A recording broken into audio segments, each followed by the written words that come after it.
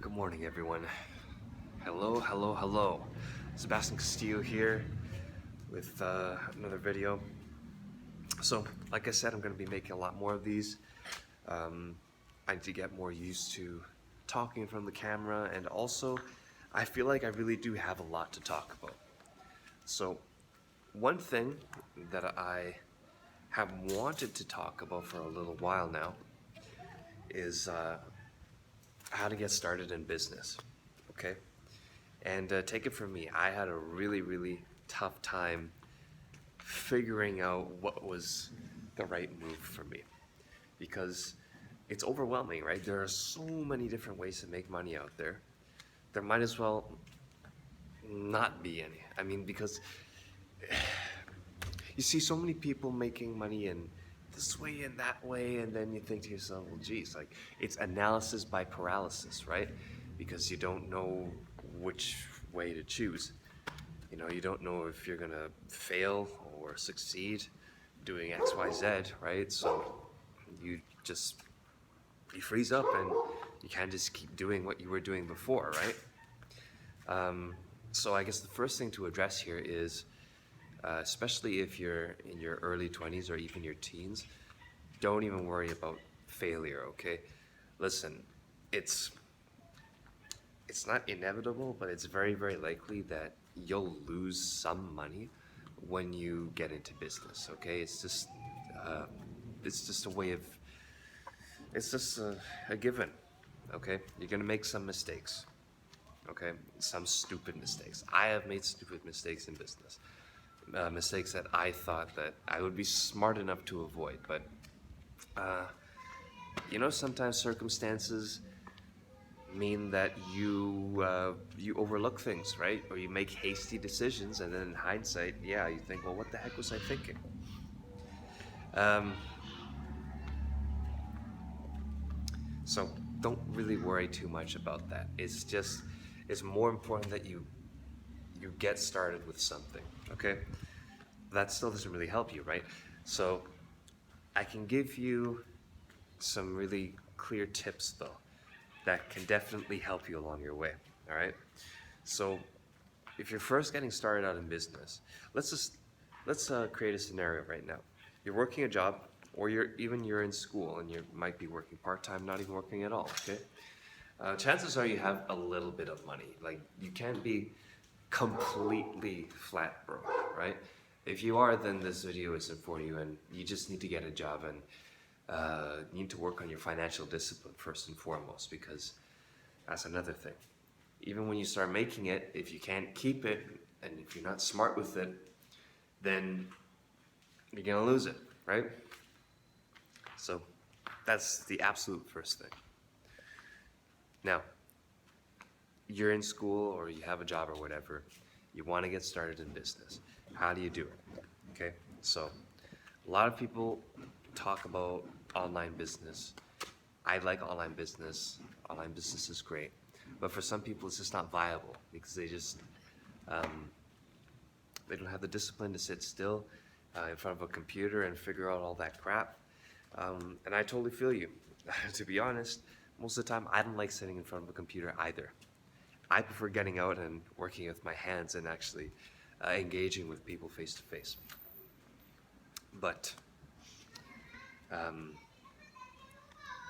when it comes to getting started in business, the best thing to do is do a service-based business, okay?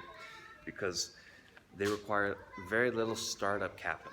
It's you delivering a service to someone else, and then the ROI on that is, it's hundreds of times, even thousands of times of ROI, right?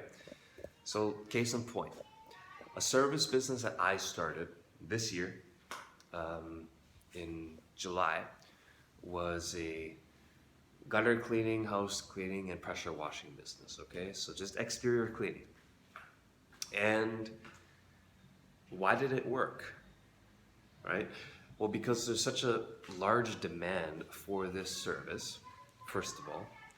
And secondly, people are willing to pay a lot of money for it. That's another difficulty I had a lot, that I had when getting started in business. It's that you don't know what you don't know, okay? You might go out there and see people doing services or selling goods and stuff, but unless you're right there watching the transactions, you don't really know for sure how much money is being exchanged. So let me tell you, um, the home services industry is incredible, actually. It's awesome. It pays a lot. I mean, relatively speaking. To clean, for example, to just do one house, just do gutter cleaning on one house, you can earn between 150, well, let's say maybe $125 to even 300, 350, $400 just to clean out the gutters. That doesn't include washing the house, that doesn't include pressure washing the concrete, and that doesn't include cleaning the windows, right? There are a number of different services that can be lumped in, right? And you'll find that a lot of these exterior cleaning companies perform almost all the same services, right? So, exterior cleaning is one of my top suggestions because, like I said earlier, it requires very little startup capital. Um, I didn't say zero, but it's very little in comparison to most others. Okay, what you need to get started would be a large enough vehicle, so either a truck, or in my case, I got a van. A Dodge Caravan was more than good enough to get the job done. And I don't know what the heck is happening, but I'm covered in spider webs here. So yeah, get yourself a reliable van. Doesn't even have to be new. I bought my vehicle for $2,000. Actually, that's $2,000 Canadian, so we're looking at $1,500 US. Okay, very affordable, and I had no issues with the vehicle either. Okay, and then the equipment, in terms of just gutter cleaning, you basically just need a ladder, and I suggest getting one that. I mean, some people have different opinions on this. Okay, so if you get a rack on your vehicle, then you can absolutely just get regular extension ladders, and that's advantageous because they're quite light. But if you do it the way I did, you don't have to get a rack for the vehicle. You can just buy one of these. Okay, it's like a telescopic and also folding ladder. Okay, it was made by Little Giant, and it would be about slightly taller than myself. Okay, so maybe about just about 6 feet, right? But you can put it into an A-frame, right, which is like this. It is quite stable, or you could extend it all the way out and go 24 feet, I think. And the maximum that they sell is something like 26 feet, but I'm not sure. But just with that, you can actually fit it into the van or into the back of a pickup, and that will do for most basic jobs, most residential jobs, okay, for gutter cleaning. And then for window washing, again, pretty simple. I don't suggest you stick with this long term, but you can buy some squeegees of different sizes and mops at Home Depot. And a lot of people don't know this, but actually there's no magic soap for window cleaning. It's literally just, you can use palm olive or Dawn, mix it with water, and then there you go. That's all you need. Okay, and then you need some microfiber towels. And it would help a lot to have a belt that you can, tie around your waist, and then you can hold the squeegees and stuff with you, which makes it a lot easier when you're going up a ladder and all that, right? Or just walking around. And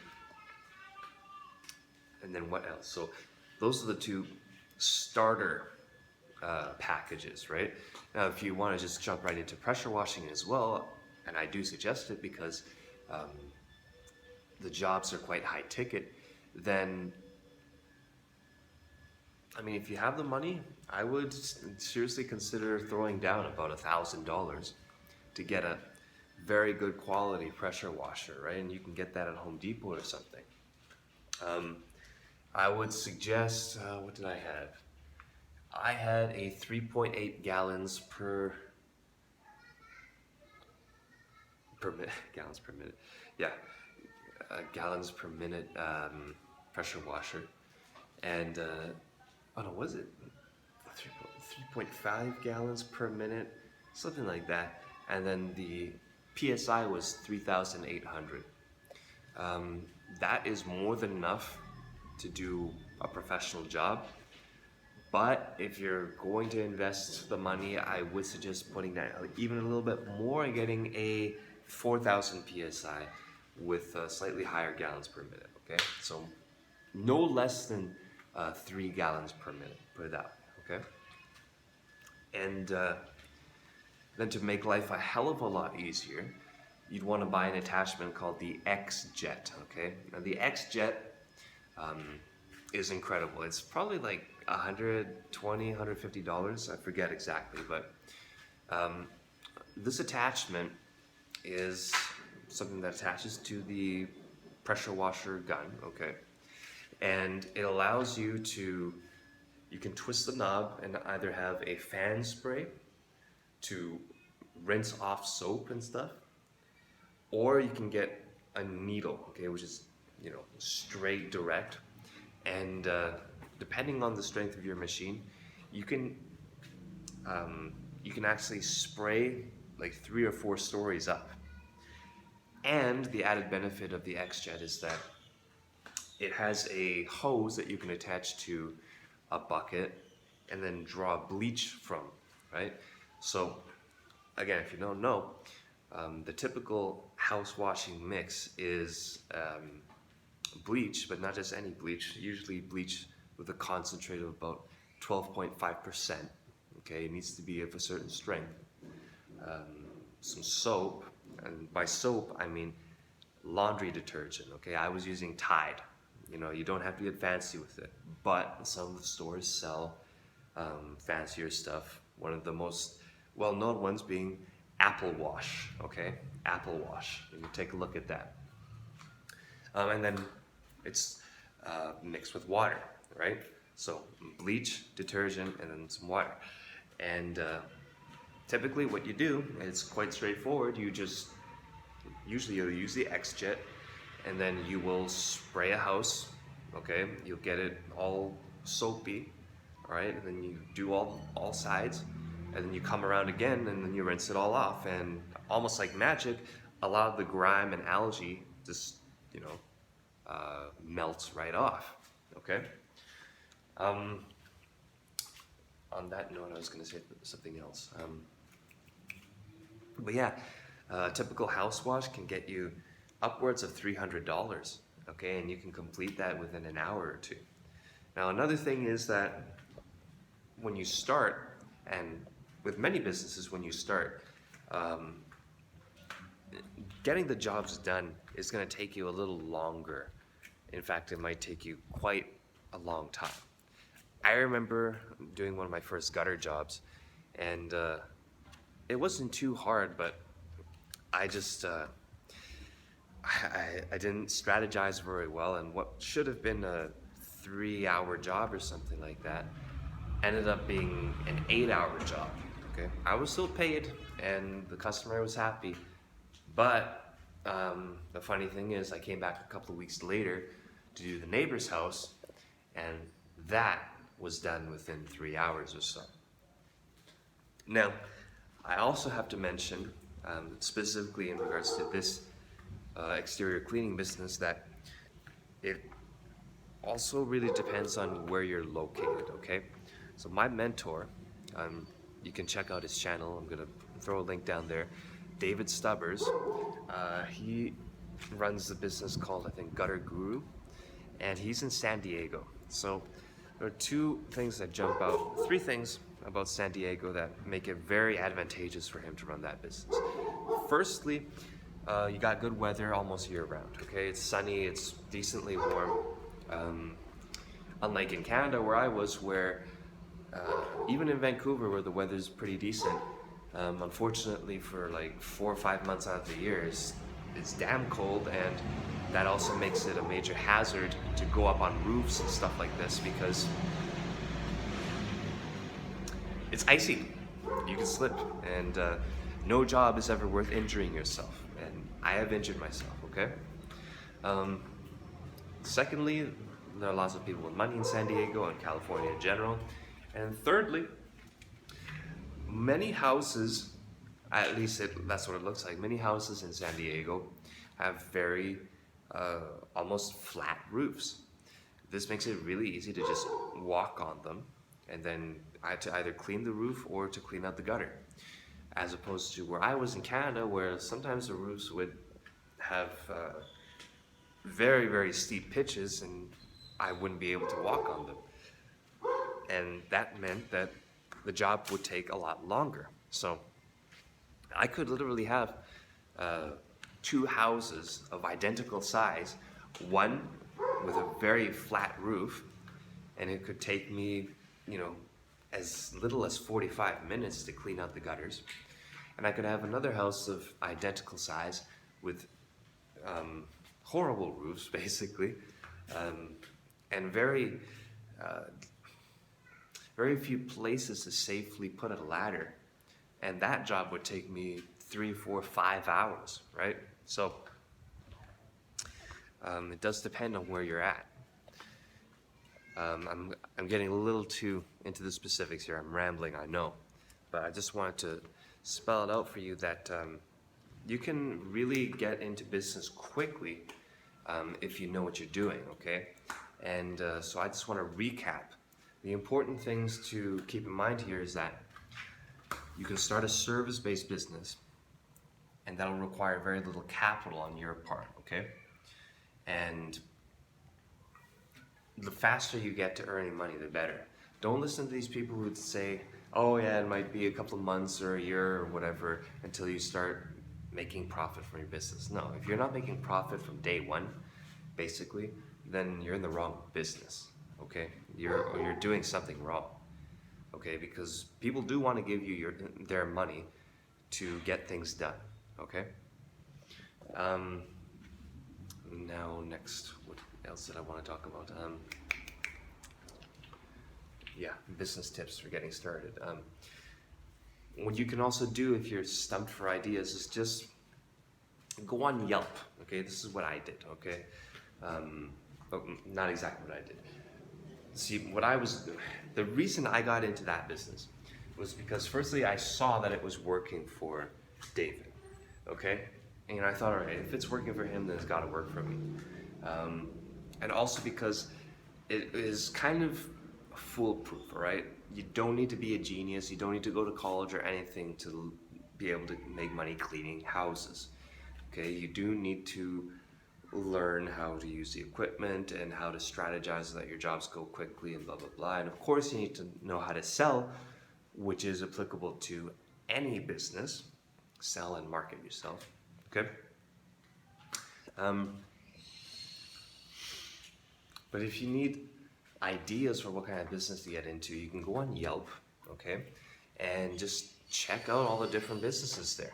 Services, okay? Painting is also another idea.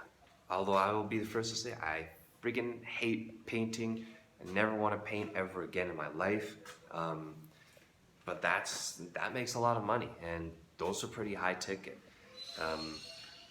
Granted, it's quite a different ball game because rather than just a one and done where with gutter cleaning and stuff, you just go and clean in one day or sometimes two. Painting painting can take weeks. It's a long process, okay? But they're very big sales, right? One guy I was working with earlier this year, I think he was doing like more than 10K per house, right? But of course, that's before any expenses. I'm gonna have to edit this shit.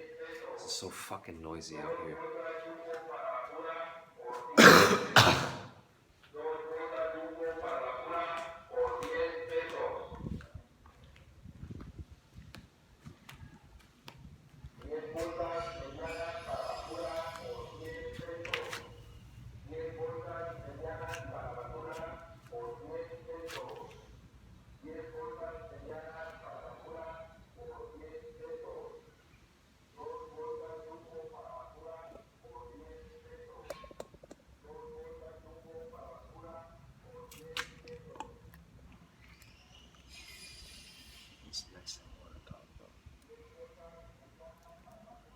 Yes, there's painting, right?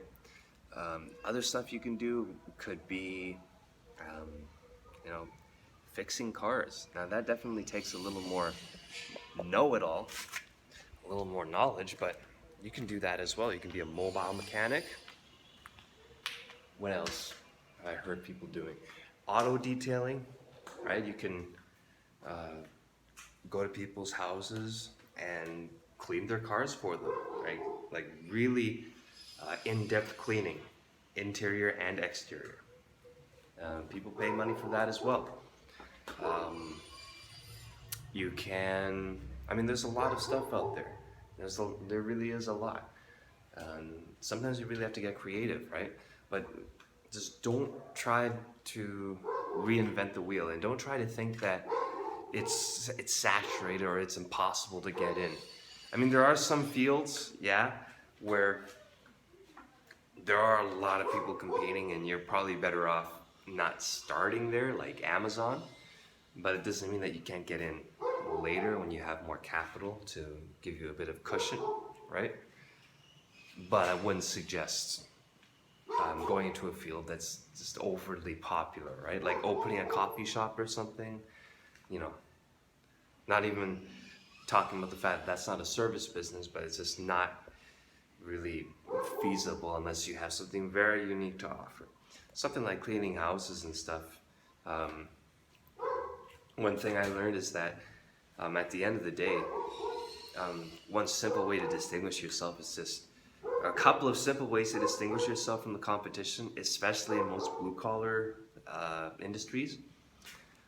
Show up on time, be clean cut, be respectful, be able to, chit chat and have a decent conversation that doesn't revolve around, just don't treat it like just a simple transaction. Like, hi, I've cleaned your place, give me your money. Like, no, be personable. Do a bang up job. I mean, literally, it's so simple, but you'd be surprised at how many companies, even just plumbers, electricians, whatever, carpenters, how many homeowners and customers will complain that the service they receive is lousy, right? I mean, the bar is actually pretty low if you think about it, right? So just by doing those things, you're actually going to be able to stand out and capture more of the market. And then once your reputation starts gaining momentum, then you're going to get more and more clients, and before you know it, you'll be at the top of the market, right? Now, I will also say, you probably don't want to be in a service business for too long because it still requires your time. And this is the last thing I'm going to say before I wrap it up. For me, at least, the idea of being in business is to, not have to work that much, but still make a good amount of money. And that doesn't mean toiling and struggling. That means just, not having to actively exchange your time to make that money, right? Especially with the internet nowadays, we've got a lot of tools at our disposal that make it very, very feasible to basically plant these seeds, right?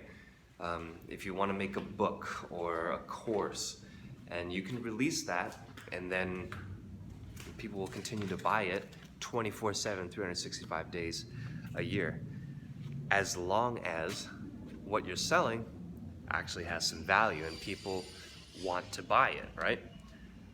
Like I said at the beginning of this video, I bought this course by David, and it's called the Home Service Biz Mastermind, okay? I'm like tripping over my words here. Home Service Biz Mastermind. And it cost me about $500 American, okay? But it was a great investment. I made the money back very soon.